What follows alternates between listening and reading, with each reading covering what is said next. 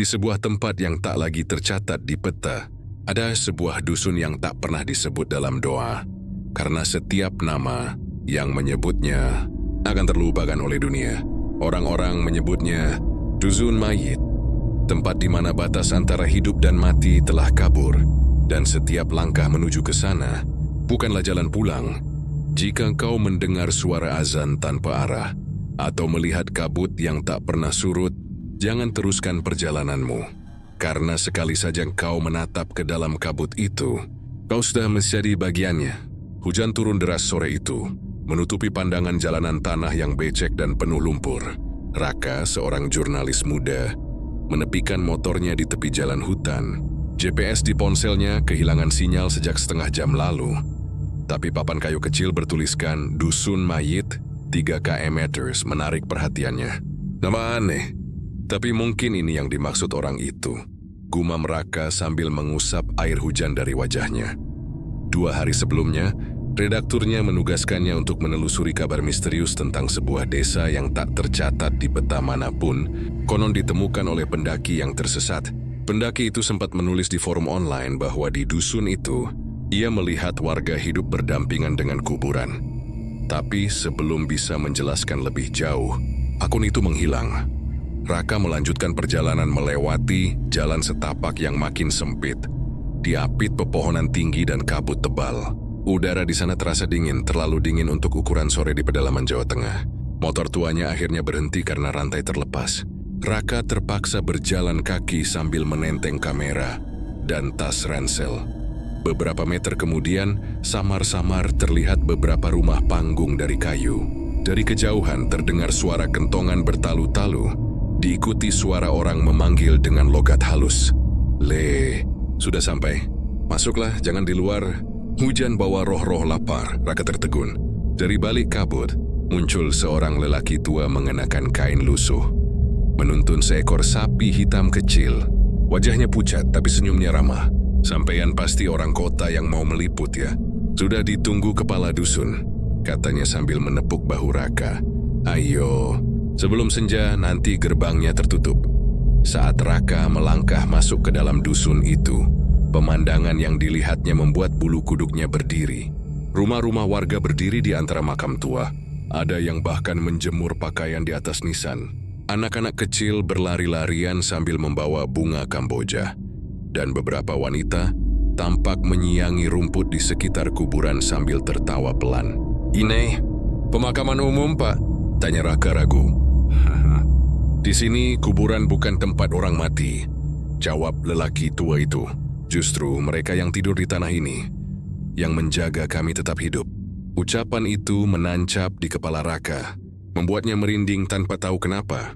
Kepala dusun, seorang pria berkumis tebal bernama Mbah Wiryo, menyambut Raka dengan sopan. Ia memberi tempat menginap di rumah panggung dekat sawah, lengkap dengan makanan dan kopi hangat. "Dusun kami sederhana, Mas Raka, tapi hati-hati kalau malam. Setelah jam 12 jangan keluar rumah," ujar Mbah Wiryo sambil menatap serius. "Kenapa, Mbah?" "Karena jam itu, yang masih bangun bukan lagi manusia." Raka tertawa kecil mengira itu cuma candaan, tapi malam itu semua terasa berbeda. Sekitar pukul 12:15, listrik tiba-tiba padam. Dari jendela, Raka melihat bayangan-bayangan hitam berjalan di antara nisan, membawa lentera kecil. Mereka seperti sedang mengelilingi sesuatu di tengah tanah lapang. Ia menyalakan kameranya, mencoba merekam diam-diam. Tapi saat zoom diperbesar, wajah salah satu sosok itu terlihat jelas, wajahnya sendiri. Raka terpaku, kamera bergetar di tangannya. Dia menutup lensa, menggosok matanya, lalu melihat lagi. Sosok itu sudah hilang. Tapi dari arah pintu terdengar ketukan pelan, tok, tok, tok. "Mas Raka." Sudah waktunya. Ikut suara itu lembut, tapi seperti bergetar, seolah datang dari dalam tanah. Raka terdiam, tak menjawab. Ketukan berhenti. Tapi sesudahnya, terdengar langkah kaki menyeret sesuatu di luar rumah, diikuti suara napas berat yang mengelilingi dinding kayu. Pagi harinya, Raka terbangun dengan kepala berat. Dia keluar dan melihat warga berkumpul di lapangan. Di tengah-tengah ada liang besar yang baru digali. "Ada yang meninggal, Mbah?" tanyanya pada Mbah Wiryo. "Tidak, Mas," jawabnya tenang. Kami sedang bersiap menyambut yang baru datang." "Siapa yang datang?" Mbak Wiryo menatap Raka lama, lalu tersenyum pelan. "Sampeyan mungkin." Raka tertawa hambar. Tapi entah kenapa kakinya terasa berat melangkah pergi. Dia membuka peta di ponsel, berharap bisa mencari arah keluar. Namun di layar hanya muncul satu tulisan kecil, berwarna merah samar. "Selamat datang kembali, Raka." Raka kini mulai menyadari bahwa dusun mayit bukan sekadar tempat tersembunyi, tetapi mungkin perbatasan antara hidup dan mati. Dan ia sendiri mungkin sudah melewati batas itu tanpa sadar. Suara azan subuh tiba-tiba berkumandang dari kejauhan. Namun anehnya, suara itu datang dari arah kuburan. Dan setiap kalimatnya diikuti gema berat yang tak terdengar manusiawi. Fajar di dusun mayit terasa aneh. Udara pagi yang biasanya segar justru dingin seperti napas dari tanah basah. Kabut menutupi hampir seluruh pandangan, dan suara ayam berkokok terdengar jauh, seperti bergema dari dalam gua. Raka berdiri di depan rumah panggung tempat ia menginap semalam. Matanya menatap ke arah hutan, jalan yang semalam ia lewati untuk masuk. Ia sudah tak sabar untuk pergi. Segala hal di dusun ini terasa salah, terlalu tenang, terlalu rapi, dan semua orang tersenyum seperti sedang menyembunyikan sesuatu. "Aku cuma perlu balik ke jalan utama, sinyal pasti muncul lagi," gumamnya sambil memasang helm dan membawa ransel. Raka memacu motornya melewati jalan tanah berkelok di antara pepohonan besar. Namun setelah hampir setengah jam berkendara lurus, ia berhenti mendadak. Di depannya berdiri papan kayu yang sama seperti kemarin. Dusun mayit, 3 km. Ia menatap sekeliling. Jalan, pepohonan, bahkan batu besar di sisi kanan jalan, semuanya sama persis. Ia mengerutkan kening. Tidak mungkin. Ku lurus terus, nggak belok sedikit pun, desisnya. Raka memutuskan mencoba arah lain, menembus jalan kecil di sisi kiri yang menurun ke lembah. Namun ujungnya juga berakhir di tempat yang sama. Jui Maiswati Zerili Lasu, bekas menandai pohon dengan goresan pisau, tapi tetap berputar di lokasi itu. Setiap kali ia berhenti, kabut makin tebal dan suara jangkrik lenyap digantikan bisikan samar. "Baliklah, belum waktunya pergi." Saat matahari mulai condong ke barat, Raka kembali ke dusun dengan wajah pucat dan napas tersengal. Para warga masih beraktivitas seperti biasa. Ada yang menumbuk padi, ada yang menjemur pakaian di antara batu nisan, dan anak-anak kecil bermain petak umpet sambil tertawa riang. "Mbak Wiryo," seru Raka sambil menghampiri kepala dusun yang sedang duduk di beranda rumah. "Saya mau keluar dari sini, tapi semua jalan berputar. Apa memang cuma ada satu jalan keluar dari dusun ini?" Mbak Wiryo menatapnya lama. Wajahnya tenang tapi matanya dalam seperti sumur tanpa dasar. "Tidak semua orang bisa keluar dari dusun mayit, Mas Raka," katanya pelan. "Yang bisa keluar hanyalah mereka yang tahu kapan mereka masuk." "Apa maksud Mbah? Kau lupa tanggal, bukan? Coba sebut hari ini tanggal berapa?" Raka terdiam. Ia mencoba mengingat, tapi pikirannya kosong. Ia membuka ponsel, berharap bisa melihat tanggal. Tapi layar menampilkan tulisan yang sama seperti kemarin. "Selamat datang kembali, Raka." Malam itu Raka tidak bisa tidur. Suara lirih seperti bisikan mengisi kamar, seolah berasal dari bawah lantai kayu. Ia menunduk dan menempelkan telinga ke papan. Terdengar jelas suara seseorang berdoa dengan terbata. Biarlah aku pergi. Tolong, biarkan aku pergi." Raka menyalakan senter dan membuka papan lantai. Di bawahnya, bukan tanah, tapi tumpukan batu nisan tua yang saling berhimpitan. Di salah satu batu tertulis samar, "Raka Pradana, lahir 1996. Wafat 2020." Jantungnya berhenti berdetak sejenak. Tangannya gemetar, ia mundur perlahan. "Tidak mungkin. Aku masih hidup. Aku masih..." Dari arah jendela, terlihat bayangan orang-orang berdiri menatap ke arahnya. Puluhan pasang mata pucat berjejer di luar rumah. Semuanya tersenyum. Dan perlahan mereka mulai berbisik bersamaan. "Sudah waktunya kau tahu siapa kami." Pagi menjelang, tapi matahari tak pernah muncul. Langit tetap kelabu. Raka duduk di teras rumah dengan kepala penuh pertanyaan. Mbak Wiryo datang membawa secangkir kopi hitam dan duduk di depannya. "Mas Raka," katanya lirih, "kau sudah melihat nisan itu, bukan? Jadi, aku mati?" "Tidak sepenuhnya," jawab Mbah Wiryo. "Kau orang yang tersesat di antara dunia, Dusun ini menampung mereka yang belum tahu bahwa hidupnya sudah berakhir. Raka menatap wajah tua itu dengan ngeri. Lalu kalian semua, kami semua juga begitu, Mas. Kami semua meninggal di waktu yang berbeda, tapi masih berpikir kami hidup. Kenapa kalian tetap di sini? Karena gerbang sudah tertutup dan hanya ada satu cara membukanya. Mbak Wiryo menatap lurus ke mata Raka. Nadanya berubah dingin. Seseorang baru harus masuk dan menggantikan yang lama. Raka terdiam. Kopi di tangannya terasa pahit seperti tanah. Dari kejauhan, kentongan bertalu-talu, menandakan ada yang datang dari luar. Semua warga menoleh bersamaan ke arah hutan. Mbah Wiryo berdiri dan tersenyum lebar. Lihat, Mas Raka, mungkin kali ini kau bisa keluar. Tapi dalam senyum itu, Raka merasakan sesuatu yang jauh lebih menakutkan. Ia sadar, untuk keluar dari dusun mayit, harus ada yang menggantikan tempatnya. Kentongan bertalu-talu malam itu.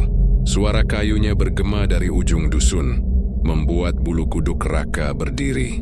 Warga berbondong-bondong keluar rumah membawa obor, menatap ke arah jalan hutan di utara. Ada yang datang, yang baru. Gerbang terbuka lagi. Bisik-bisik itu terdengar lirih tapi jelas di telinga Raka. Mbah Wiryo berdiri di depan rombongan, tersenyum tenang dengan sorot mata yang tak bisa ditebak. Dari kabut yang menggantung di jalan masuk, muncul dua sosok, seorang perempuan muda berjaket denim dan seorang pria berambut gondrong. Mereka tampak kelelahan, berpeluh, dan kebingungan. "Permisi, ini dusun mayit, yo?" Tanya si perempuan, napasnya terengah. "Kami tersesat, GPS kami error, dan nggak tahu kenapa jalan ini terus muter." Raka tertegun. Yana berdiri di antara warga, menatap keduanya. Hatinya berdegup keras. Ia sadar mereka masih hidup. Mbah Wiryo menyambut mereka dengan ramah seperti biasa. "Yana, ini dusun mayit. Kalian bisa beristirahat di sini dulu." Malam sudah larut. Warga yang lain tersenyum samar, mengangguk. Tapi senyum itu tidak ramah. Lebih seperti rasa lapar yang tertahan.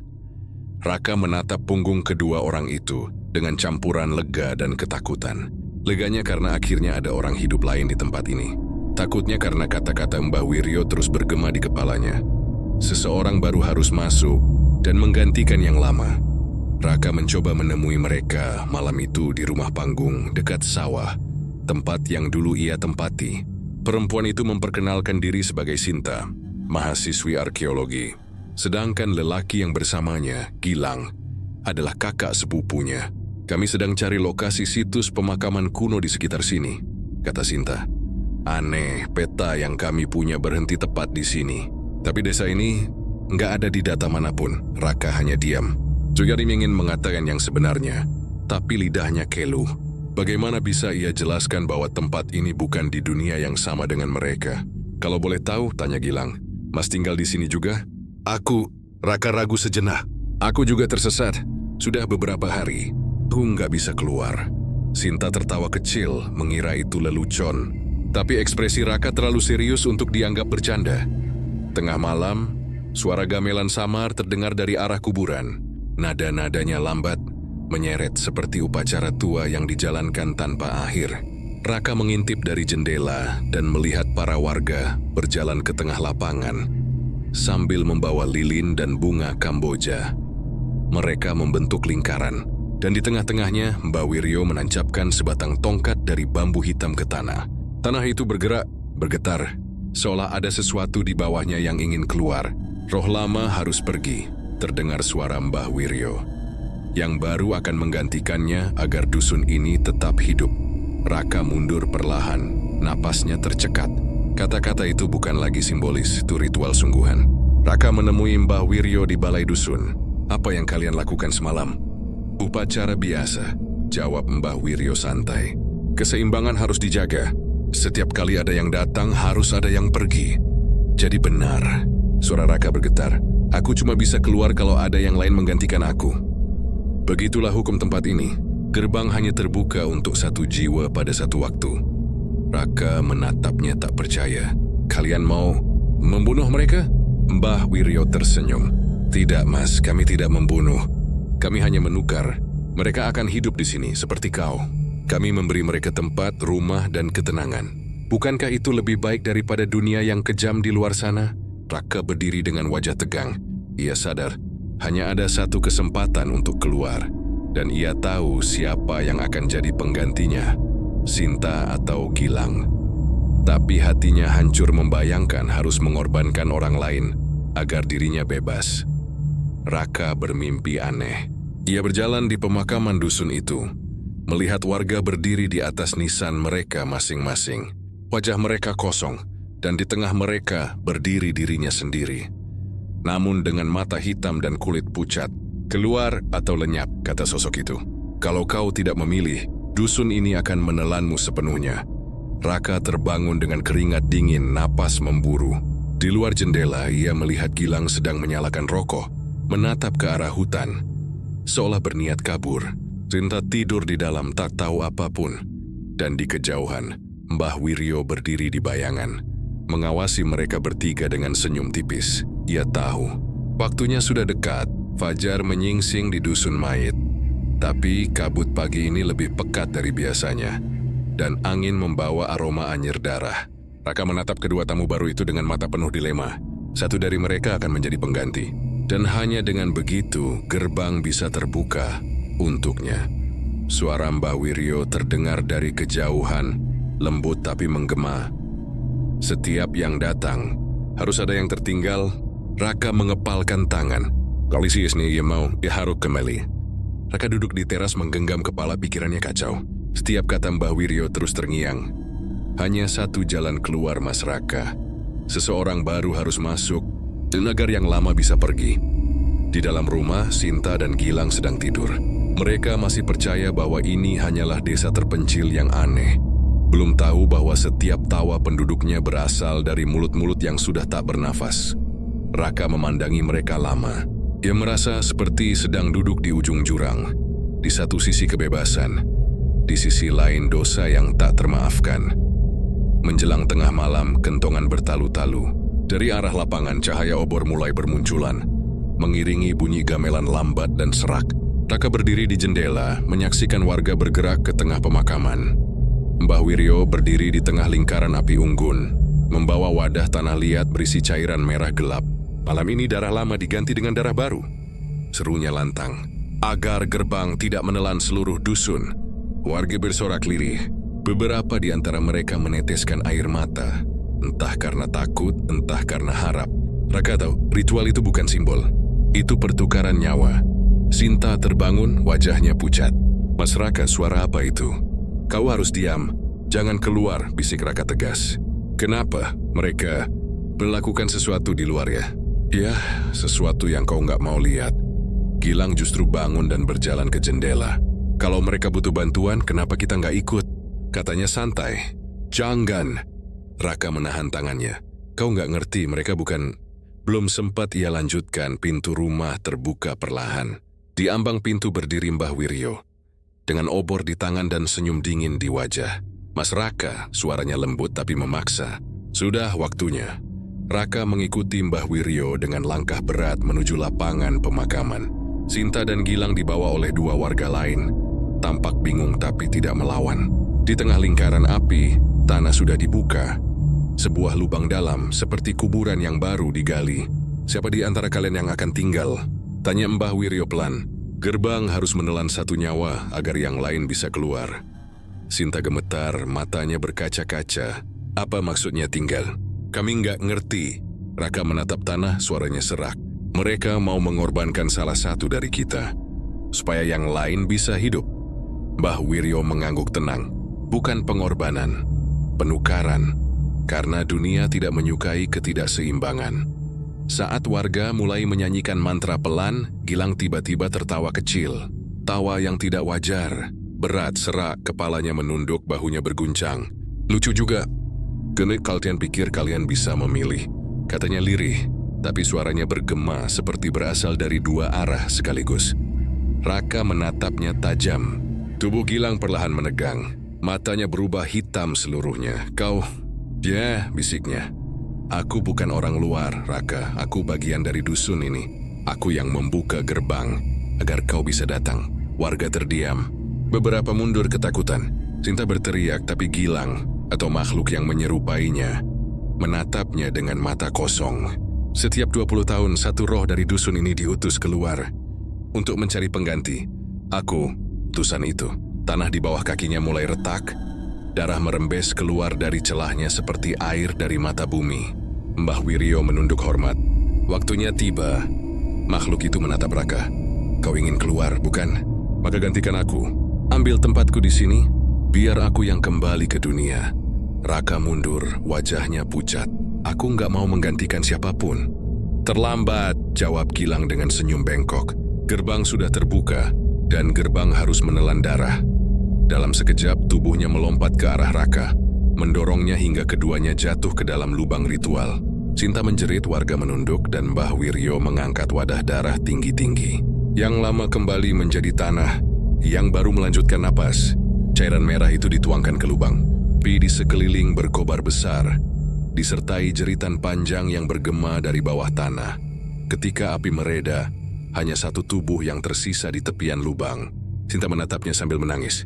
"Itu Raka," tapi matanya kini hitam legam, wajahnya kaku, bibirnya tersenyum samar. Mbah Wiryo menepuk bahunya. "Selamat datang kembali, Mas Raka. Penukaran sudah selesai." Raka menatap Mbah Wiryo lama, lalu berbisik lirih. "Aku ingat sekarang, aku mati karena kecelakaan 5 tahun lalu. Tapi kenapa aku masih di sini?" Mbah Wiryo tersenyum tenang. "Karena dunia luar sudah tidak punya tempat untukmu. Sekarang kaulah penjaga gerbang yang baru." Raka berdiri di depan lubang besar bekas ritual semalam. Kini telah ditutup tanah, namun masih terasa panas. Uap tipis keluar dari sela-sela tanah basah, mengeluarkan aroma logam dan darah. Tubuhnya lemas, tapi pikirannya anehnya jernih. Jemuyus melupakan setiap detak bumi, setiap desiran angin. Suara jangkrik, napas warga, bahkan detak jantung Sinta yang ketakutan di rumah seberang. Semuanya terdengar jelas. "Kau sudah menjadi bagian dari dusun ini." Suara Mbah Wiryo bergema lembut dari belakang. "Sekarang kau penjaga gerbang." Mbah Wiryo menuntun Raka ke sebuah tempat di ujung dusun. Di sana berdiri gerbang batu besar tertutup akar-akar pohon tua, diukir dengan simbol aneh dan wajah-wajah manusia yang tampak menjerit. Kabut pekat mengelilinginya, dan di baliknya terdengar suara seperti air mengalir pelan. Tapi bukan air, melainkan bisikan arwah yang menunggu giliran. "Gerbang ini adalah batas," kata Mbah Wiryo. "Di baliknya tempat jiwa-jiwa yang belum diterima dunia. Kau harus menjaganya tetap tertutup. Dan kalau gerbang ini terbuka," tanya Raka, "maka batas hidup dan mati akan hilang." Jawabnya datar. "Dunia luar akan dilanda kekosongan, dan semua roh akan menuntut tubuhnya kembali." Raka menatap gerbang itu lama. Ada sesuatu di baliknya yang memanggil. Suara-suara yang lembut, seperti memohon agar dibebaskan. "Kau tahu kenapa kau dipilih?" tanya Mbah Wiryo tiba-tiba. "Karena hanya orang yang pernah menolak kematian yang bisa menjaga kehidupan." Raka diam. Ia ingat semuanya kini. Kecelakaan mobil 5 tahun lalu, tubuhnya yang terbakar, dan detik di mana ia menolak pergi. "Aku memang nggak mau mati," bisiknya. "Tapi ternyata aku nggak hidup juga." Beberapa hari berlalu. Dusun tampak tenang, tapi ketenangan itu rapuh. Sinta jarang keluar rumah. Dia selalu menatap ke arah hutan seperti mencari sesuatu. Suatu malam, Raka mendengar langkah pelan di jalan setapak. Ia mengikuti suara itu sampai ke tepi dusun, dan melihat Sinta berdiri di depan gerbang batu, memegang senter kecil. Di sampingnya, tanah bergetar lembut. Akar-akar pohon tampak seperti sedang bergerak menolak disentuh. "Sinta," panggil Raka lirih. Sinta terkejut dan menoleh. Matanya sembab, wajahnya penuh keputusasaan. "Mas Raka, aku nggak mau mati di sini. Aku cuma mau pulang." "Kau nggak bisa," kata Raka pelan. "Gerbang itu bukan jalan keluar. Tapi itu satu-satunya yang belum ku coba. Itu gerbang kematian, Sinta. Sekali kau lewati, kau bukan lagi manusia." Sinta menggigit bibir, lalu berbisik, "Aku dengar suara dari sana. Suara Gilang. Dia bilang dia bisa bantu aku keluar." Raka terdiam, wajahnya menegang. "Itu bukan Gilang," katanya perlahan. "Itu arwah yang mengambil suaranya." Gerbang mulai bergetar. Akar-akar yang melilitnya terurai perlahan, dan dari celah di antara batu muncul cahaya merah redup. Angin berembus kencang membawa bisikan-bisikan tak wajar. "Buka, kami ingin kembali. Kau janji membebaskan kami." Sinta mundur ketakutan. Tapi suaranya terhenti ketika ia melihat bayangan Gilang di balik gerbang, berdiri dengan wajah datar dan mata kosong. "Sinta, ayo pulang," katanya lembut. "Tinggalkan dia." Raka menahan napas. Yuri tahu, jika gerbang terbuka sepenuhnya, semua yang ada di dunia luar akan terkontaminasi. Tapi melihat Sinta menatap penuh harap ke arah Gilang, membuat dadanya sesak. "Sinta, itu bukan dia. Tapi dia mengenaliku. Dia mengenal semua orang yang ingin keluar." Raka menahan lengannya, tapi akar-akar di sekitar mereka bergerak liar, memisahkan keduanya. Sinta terseret ke depan, nyaris menyentuh batu gerbang yang kini berdenyut seperti jantung raksasa. Suara Mbah Wiryo tiba-tiba menggema dari jauh. "Raka, hentikan dia. Kalau gerbang terbuka, dusun ini akan binasa." Raka menatap Sinta yang kini setengah terserap cahaya merah dari gerbang. Ia bisa mendengar suara Gilang, atau apapun itu, berbisik lembut. "Kau mau keluar kan? Buka saja gerbangnya. Hanya satu langkah lagi." Dalam sekejap Raka melompat memeluk tubuh Sinta dan menariknya mundur sekuat tenaga. Cahaya merah itu meledak seperti gelombang darah cair, menelan mereka berdua. Ketika debu mereda, Sinta pingsan di pelukannya. Gerbang batu itu retak, dan dari retakan kecil mengalir darah hitam pekat seperti tinta. Mbah Wiryo berdiri di kejauhan, wajahnya tegang. "Keseimbangan telah terganggu," katanya pelan. "Sekarang roh-roh yang terjebak mulai bangkit." Raka menatap tangannya, darah hitam dari gerbang kini menetes di kulitnya, menyerap ke dalam pori-porinya. Suara-suara dari dalam mulai terdengar lagi, kali ini lebih jelas. "Kau penjaga, tapi kau juga pintu. Buka, Raka. Kami ingin hidup kembali." Raka menatap langit malam yang kini memerah samar. Yanseu, batas antara dunia hidup dan mati mulai kabur. Dan semua karena satu hal, hasrat manusia untuk pulang. Sinta terbangun perlahan, menatapnya dengan mata ketakutan. "Mas Raka, apa yang terjadi?" Raka menjawab pelan. Suaranya berat seperti berasal dari dua arah. Gerbang sudah retak. Dewi Weskasi tengah menunggu. Dari arah kuburan, suara-suara aneh mulai menggema. Tanah bergetar, dan satu persatu nisan lama mulai terbuka. Hujan turun deras, namun airnya berwarna kelabu, seolah langit menumpahkan abu. Bukan air, kabut menelan seluruh dusun mayit, dan di dalam kabut itu terdengar suara langkah-langkah kaki yang tak seharusnya ada. Raka terbangun dengan napas tersengal. Di luar jendela, tanah bergetar pelan. Dari arah kuburan, cahaya redup menyala-nyala. Seperti puluhan lentera bergerak mendekat. Tapi itu bukan lentera. Itu adalah tengkorak-tengkorak menyala. Sisa-sisa arwah lama yang mulai bangkit mencari tubuhnya kembali. Sinta berlari masuk ke rumah. Wajahnya pucat pasi. "Mas Raka, di luar." Tanahnya bergerak. Kuburan Mbawati kebuka sendiri. Kulihat tangannya. "Tenang, Sin!" Raka menggenggam bahunya, tapi bahkan tangannya bergetar. Mereka belum sepenuhnya keluar. Tapi kalau gerbang terus retak, semuanya akan lepas. Dari luar terdengar suara lirih seperti nyanyian. Yang tertimbun akan bangkit. Yang menunggu akan kembali. Raka menatap keluar. Bumi di sekitar gerbang berdenyut seperti jantung. Dan dari dalamnya, akar-akar besar tumbuh cepat, membentuk sosok-sosok manusia yang belum utuh. Mbah Wiryo muncul dari kabut, membawa tongkat kayu hitam. Matanya merah, napasnya berat. Ia tampak lebih tua dari sebelumnya, seolah setiap menit yang berlalu menambah puluhan tahun di wajahnya. "Gerbang sudah kehilangan penahan," katanya pelan. "Ritual terakhir gagal karena darah yang tertukar." "Apa maksudnya, Bah?" tanya Raka. "Darahmu yang jatuh di tanah gerbang membuatmu bukan sekadar penjaga," gumamnya. "Kau sekarang bagian dari gerbang itu sendiri." Raka terdiam. Ia merasakan denyutan aneh di dadanya, seperti sesuatu di dalamnya mencoba keluar. "Bah, kalau semua arwah itu bangkit, apa yang terjadi sama dusun ini?" Dusun ini lenyap, Raka, karena sesungguhnya dusun ini dibangun di atas kuburan massal ribuan tahun lalu. Raka menatapnya ngeri. "Jadi semua warga di sini bukan manusia," potong Mbah Wiryo tenang.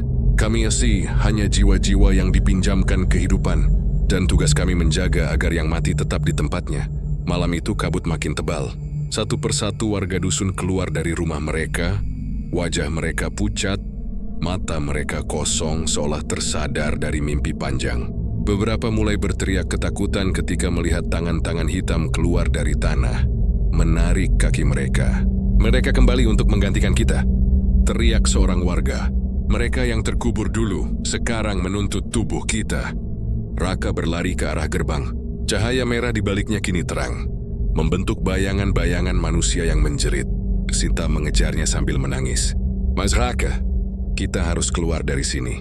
Tolong, aku nggak mau mati. Kalau kita buka gerbang sepenuhnya, dunia luar ikut hancur. Tapi kalau ditutup, mereka akan tetap keluar lewat kita. Suara teriakan bercampur tangis menggema dari seluruh penjuru dusun. Tubuh-tubuh tanpa wajah mulai berjalan dari arah kuburan. Mereka tak menakutkan seperti hantu, tapi kosong.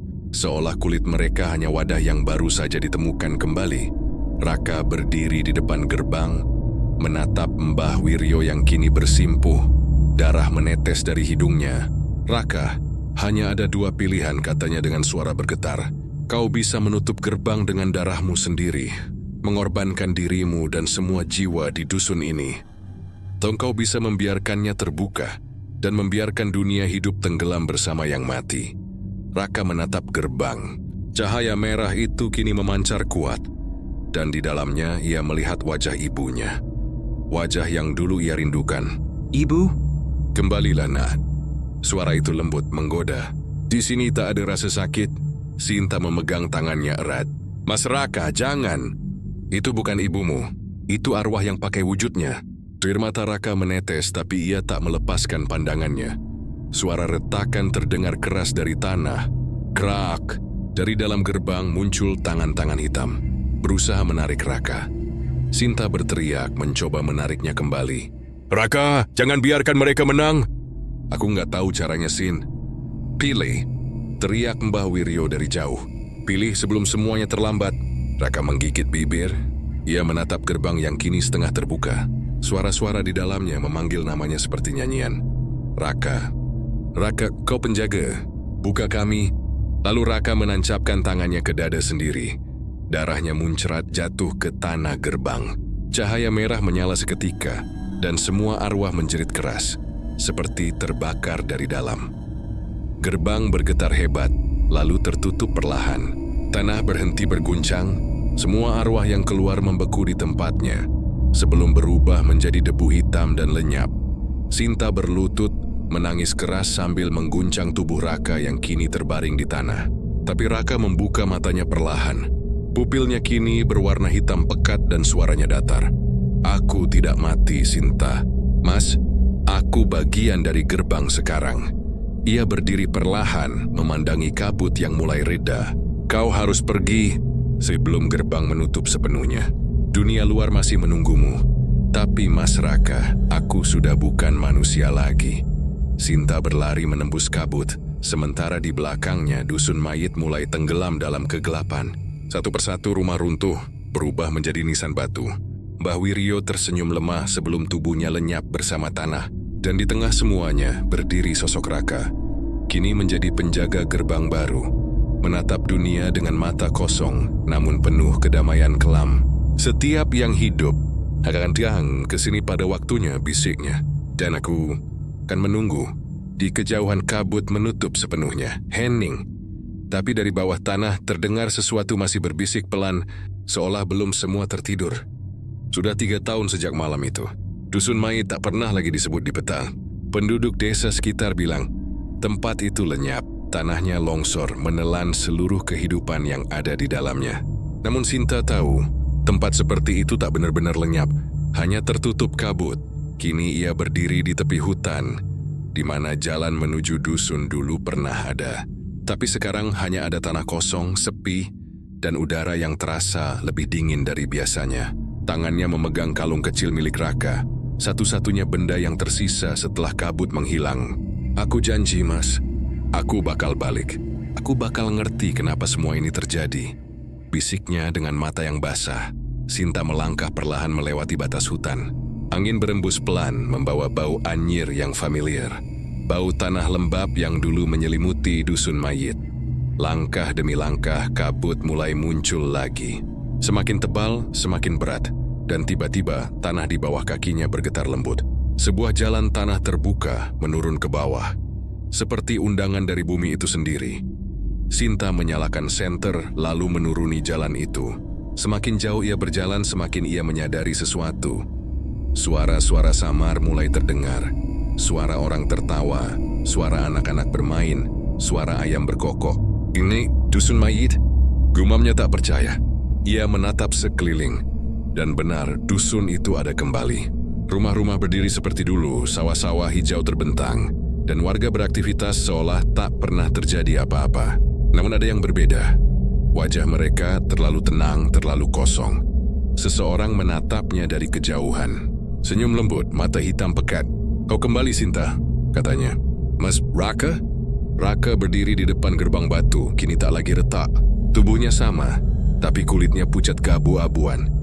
Dan dari bawah kakinya tampak akar-akar hitam yang tertanam ke tanah. "Aku menunggumu," katanya pelan. Gerbang ini masih tertutup, tapi mereka tak berhenti berusaha keluar. Sinta menatap sekeliling. Dari setiap rumah, bayangan hitam mulai muncul. Sosok-sosok tak berbentuk, berbisik tanpa suara. "Raka, aku pikir semua ini udah selesai." "Tidak akan pernah selesai," Sinta jawab Raka datar. "Selama manusia menolak mati, selama mereka berdoa untuk hidup abadi, gerbang ini akan terus memanggil." Sinta menggigil. "Lalu kenapa aku bisa kembali ke sini?" "Karena kau masih terikat oleh janji darah. Waktu kau menolongku malam itu, sebagian dari jiwamu ikut tertinggal di sini. Jadi, aku juga separuh hidup, separuh mati." Tiba-tiba bumi bergetar keras. Dari arah barat dusun, tanah pecah dan asap hitam keluar seperti napas raksasa. Langit berubah warna dari biru menjadi kelabu tua. Suara lonceng kematian terdengar dari jauh, tapi bukan dari dusun, dari dunia luar. "Raka, apa itu? Kau dengar juga?" "Ya, suara itu datang dari kota. Itu artinya gerbang lain telah terbuka." Raka menatap ke arah kabut yang berputar-putar di kejauhan. "Ada banyak gerbang seperti ini, Sinta. Dusun mayit cuma satu dari ratusan penyeimbang dunia. Dan ketika satu penjaga jatuh, gerbang lain bangkit." Sinta menatapnya dengan ngeri. "Jadi, ada lebih banyak tempat seperti ini. Lebih banyak dari yang kau kira." Suara gemuruh semakin keras. Warga dusun yang tadinya tenang mulai berteriak. Tubuh mereka retak seperti tanah kering. Dari setiap celah muncul sinar merah, tanda bahwa roh lama mencoba mengambil alih. "Raka, kita harus lakukan sesuatu." "Sudah terlambat." "Tapi dunia luar akan hancur kalau ini terus berlanjut." "Sinta, dengarkan aku." "Tidak, aku nggak mau dunia jadi kayak dusun ini." Sinta berlari ke arah gerbang. Ia mengingat semua simbol yang dulu pernah dilihat di ritual lama, dan mulai menorehkannya dengan darah di batu gerbang. "Kalau ini bisa menutup semuanya, aku siap." "Sinta, jangan!" Raka berteriak, tapi tubuhnya terpaku. Akar-akar dari tanah menahan kakinya, menolak membiarkannya bergerak. "Kalau kau menutupnya, kau juga akan lenyap bersama kami." Mungkin itu memang seharusnya. Dia menancapkan tangannya ke batu. Darahnya menyatu dengan ukiran gerbang. Cahaya merah meledak ke langit, membuat seluruh dusun bergetar hebat. Arwah-arwah berteriak, nisan-nisan pecah, dan tanah perlahan menelan semuanya ke bawah. Raka berhasil melepaskan diri, berlari ke arah Sinta, memeluknya erat. "Kau gila. Kenapa kau lakuin ini?"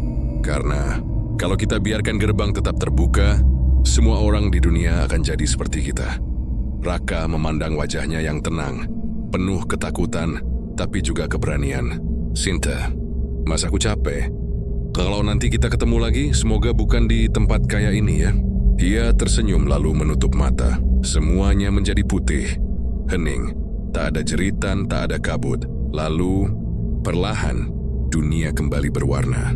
Hutan itu muncul lagi, tapi kini hanya ada tanah kosong. Tak ada rumah, tak ada kuburan.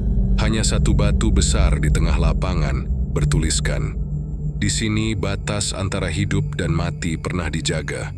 Sementara di kota, beberapa hari kemudian, orang-orang mulai melaporkan hal aneh. Cermin-cermin memantulkan bayangan kabut. Air sungai berwarna kelabu. Dan dari radio tua, suara lirih terdengar pelan. "Yang mati menunggu, yang hidup menolak pergi." Gerbang baru telah terbuka. 1 tahun kemudian, seorang jurnalis muda menemukan foto lama. Peta kuno yang menandai tempat bernama Dusun Mayit. dan simbol yang sama muncul di beberapa lokasi lain di seluruh negeri. Ia tersenyum kecil, lalu berbisik pada dirinya sendiri. Sepertinya masih ada yang ingin bercerita. Di balik peta itu bayangan samar terlihat. Seorang laki-laki dan perempuan berdiri di kabut, bergandengan tangan. Mereka menatap ke arah kamera dengan senyum lembut, dan mata hitam pekat yang berkilat pelan.